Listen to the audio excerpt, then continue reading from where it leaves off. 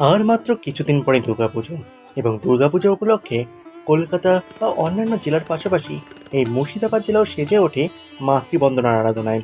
এবং এই কলকাতার পাশাপাশি এই বহরমপুরেও কিন্তু থিমের রমরমা কিন্তু চোখে পড়ার মতো।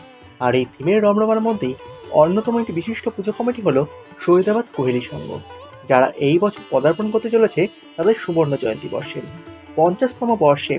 তারা এক অসাধারণ ভাবনা নিয়ে বহরমপুর তথা মুর্শিদাবাদবাসীকে এক চমক দিতে চলেছে।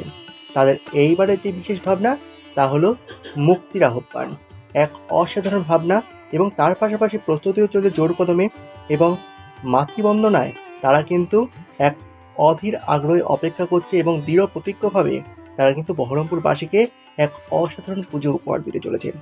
সুতরাং আর মাত্র কিছুদিন আমরা দেখতে পারবো শহীদাবাদ কোহেলি সংঘ কীভাবে তাদের সাজিয়ে তোলে এবং মাতৃবন্দনার আরাধনায় কীভাবে মুখরিত হয়ে ওঠে। আপনারা আশা করি প্রত্যেকেই আসবেন শহীদাবাদ কোহেলি সংঘের এই অসাধারণ ভাবনা উপভোগ করতে।